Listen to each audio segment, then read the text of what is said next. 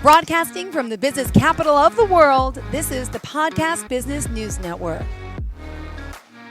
Welcome back to the show. We are excited to have some of our team leaders from ADAC, and ADAC provides K through 12 schools, systems, networks with really what they need to grow and really help with their educational missions. And they're helping so many and in so many different ways, from teaching and learning, education, coaching, special education, even fundraising. And we are back today again with some of the staff to talk more about the work they're doing. And today we're focusing on leadership development. And we have some newcomers with us, and of course, some of our old guests as well. So, first and foremost, let me welcome to the show Sandra Drummy, because of course, I know you best.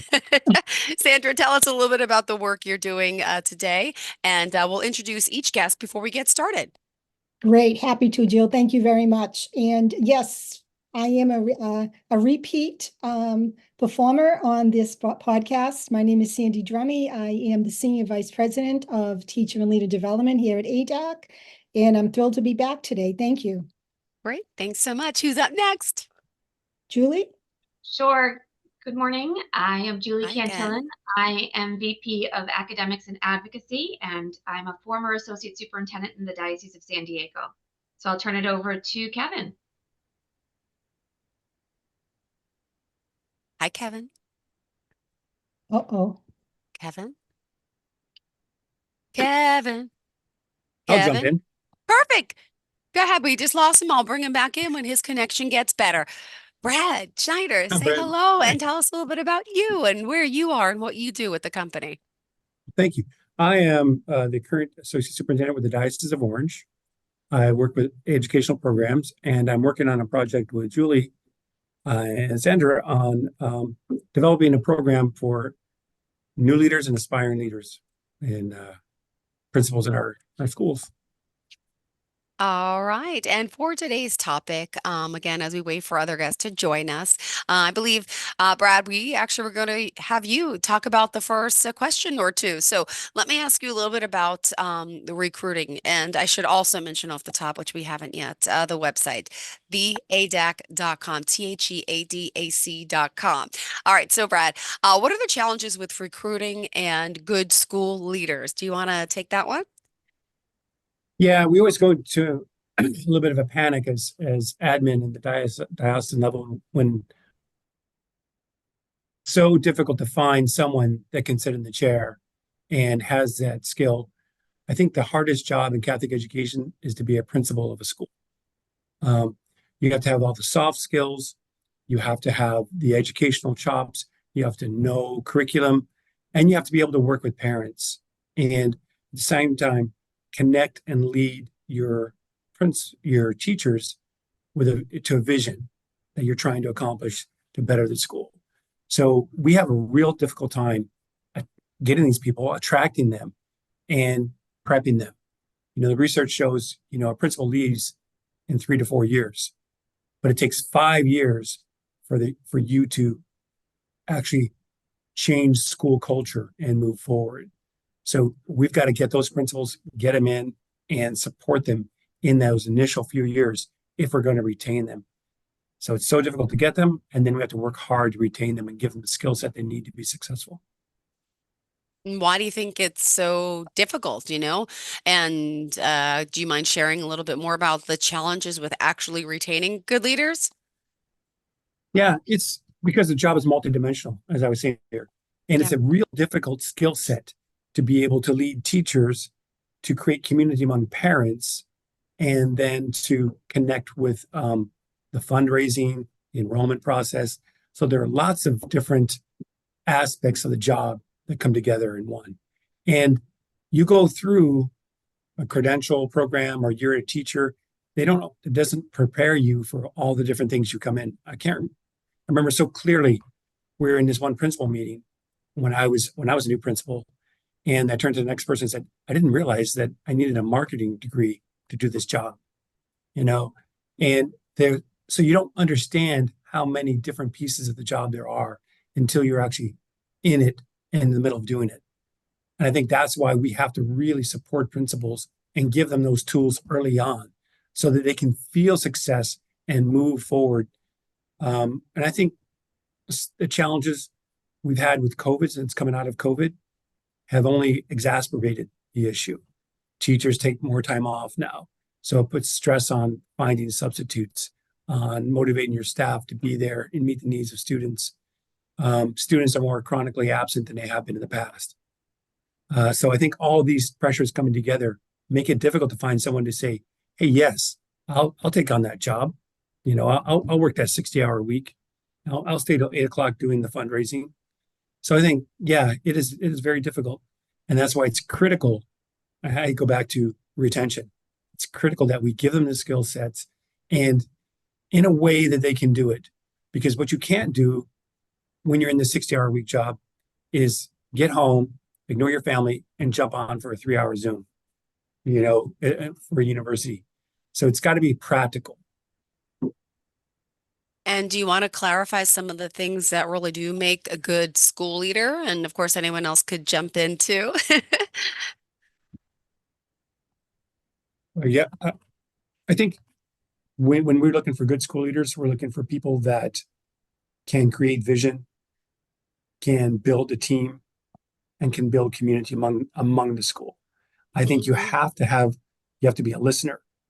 You have to have what you know where you want the school to be, and you have to understand how to get there by building community and consensus and supporting growth in your people. Oh, all right. So let's talk more about ADAC and, of course, how they assist private public schools with supporting their leaders. Sandy, Julie, anyone, feel free to chime in.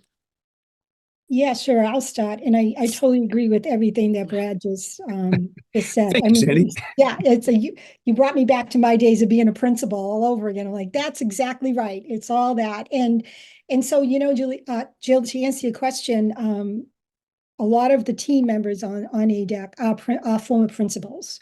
And so we certainly understand what it's like to be in that position. And it's multifaceted. And so we come in and help them in all of those areas, whether it's instructional leadership, um, overseeing, new teachers and helping to mentor them, helping them to maintain a safe and clean facility, helping them with budgets, helping them with data. What's the data look like? What kind of professional development are we going to look at?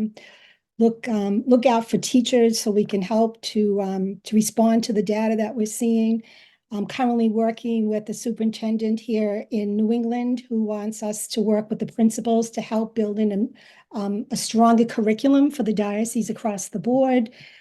So it's a little bit of everything, but I say that it really comes down to being a thought partner with that principal and somebody like I wish I had someone like a coach when I was serving as principal that I could call and say, I just don't understand what to do with this data, or I'm having a really difficult time with Hmm. a teacher or a parent.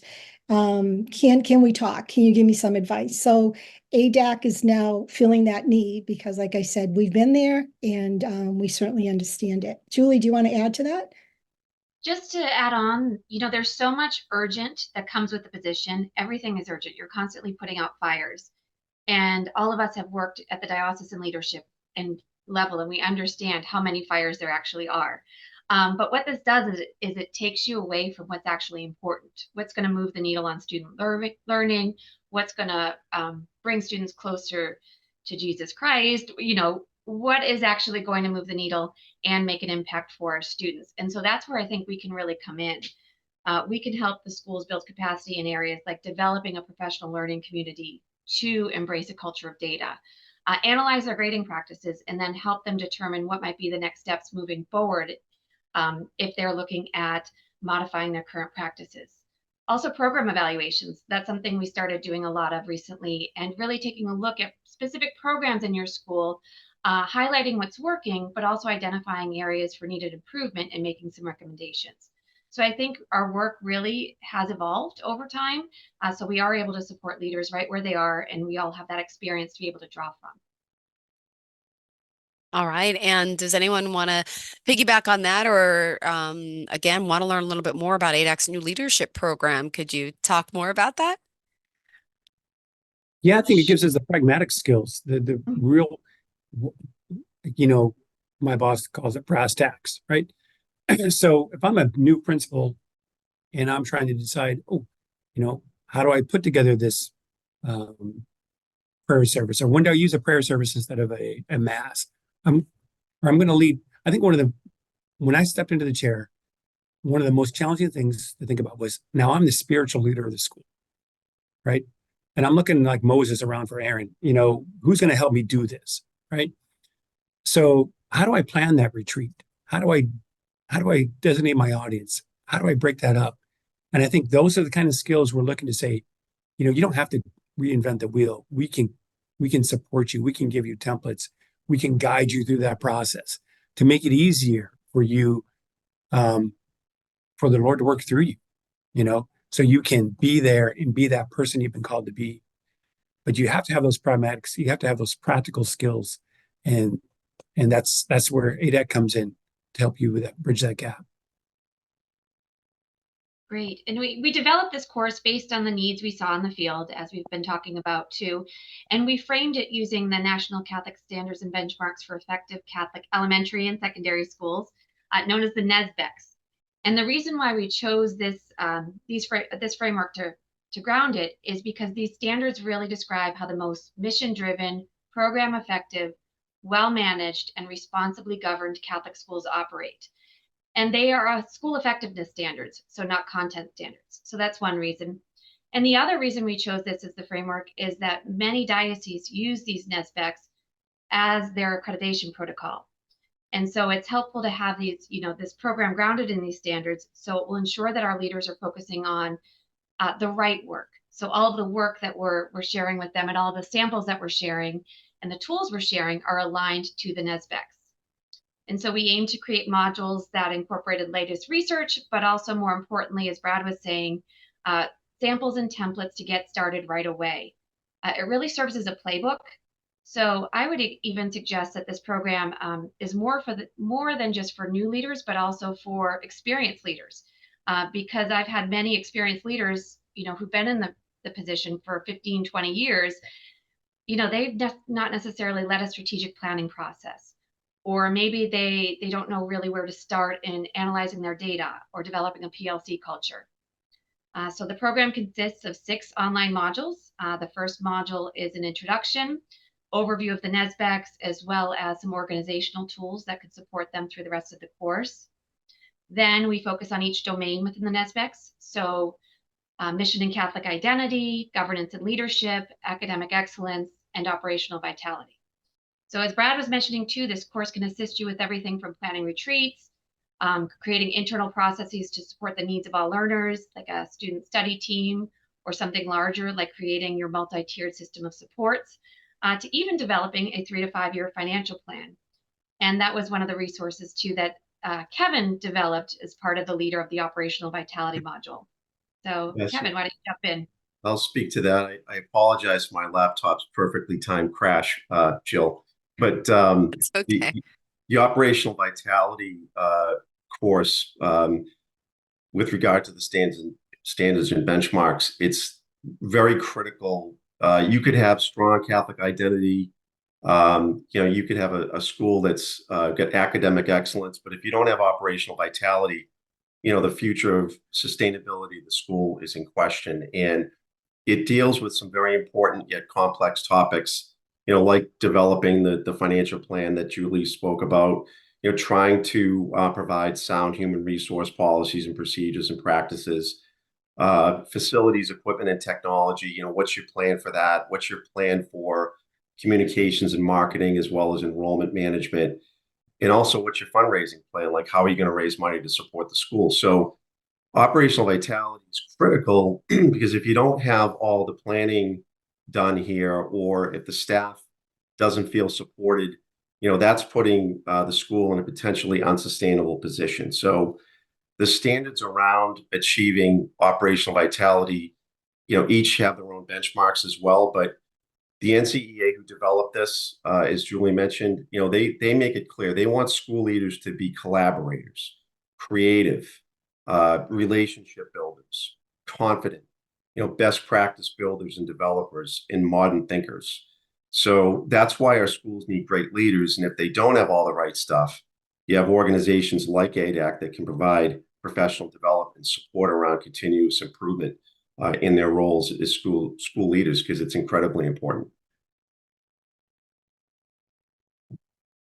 Yeah, And go ahead. I think that's critical. That was a really good point, Kevin, because you diocesan departments are usually small, and they're already overtaxed, and you're trying to support 30 schools, 800 teachers, and that's where ADAC can come in and pull different leaders from different programs and say, here's a breadth and a wealth of expertise to support you, so you as a diocese don't have to come up with all this stuff on your own in order to support your leaders. And Julie's right. It's for the experienced one, because disaggregating data to inform instruction now is different than it was just 5 years ago. And our processes and what we're expecting is different. Got it.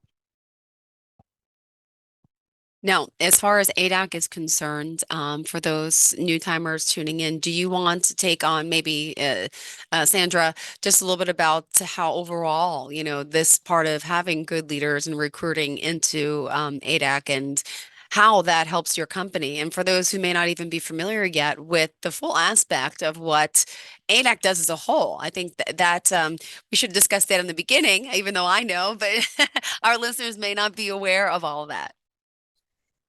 Yes, I'm happy to share that, Jill. So ADAC as a whole, we have the academic division. We also have our advocacy division, which does a lot of work with schools and dioceses across the country, helping them to, be better trained on what their federal funding sources are. And ADAC has just launched a public school division, which we're working very hard to work with public school partners too in a lot of these same areas, because at the end of the day, our goal is to really help as many students as we can. So whether it be our special education services, our leadership services, or any other services that we offer, we want to be there for as many schools as we can be. So that's our vision and our mission as leaders of this company. We have some fantastic people working with us. Brad and Kevin have been great partners of ADAC over the years, and we're blessed with so many others in the field to bring their expertise to the table. And for the rest of today's show, I know leadership development is really our focus. Is there anything else that you want to add? Unfortunately, we only have 3 minutes left in the show because I know we got a late start today. But how did you kind of want to sum everything up for everyone today? Brad, Kevin, Julie, Sandra, anyone? Well, maybe we can all say a few things. I just want to say, for all the leaders listening out there, keep up the good work. We need you. Continue. It's not like Brad was right. It's not easy. It's not an easy job. It doesn't end at, when the bell rings at 3 o'clock. Usually a principal's job just begins because it gets quieter in her office or his office, and he has time to answer phone calls and emails. So, please know that to reach out, there's support out there for you. You're in our prayers, and we're here if you need us. All right. Julie, do you want to add to that? Yeah, just with the leadership program specifically too. As I mentioned, I think it's coming out we're rolling it out in about a month from now. But another benefit of this program too is it does come with coaching support in addition to the actual resources that are going to be available to you. So just knowing that ADAC can serve as thought partners to you too. This job is very isolating when you're a building leader, and we're there to support you however we can. And sometimes that is just being a thought partner in your implementation of the resources and supports that we'll be providing. All right. Well, thank you. And to sum up for today, how can we contact you all? So our website is www.theadac.com. Then we have the public site, which is www.theadacpublic.com. And our advocacy is www.theadacadvocacy.com. All right. Thank you all so much for being here, for joining up and us and discussing leadership, and looking forward to the next time we connect. I know we got a late start, but I think we were able to cover most of everything, right? Thank you, Jill. It was always a pleasure. Thank you so Thanks, much. folks. Have a great day, everyone. And Thank you, we'll talk everyone. soon. Thanks Okay. so much to all of our listeners and viewers. Stay tuned. More of the show's coming right up after the break. 1 in 5 children in the United States have learning differences, making it more challenging than ever to be a teacher or school leader. At ADAC, we empower K-12 educators to meet the learning needs of all students through customized professional development and coaching services. Learn more at www.theadac.com. That's THEADAC.com.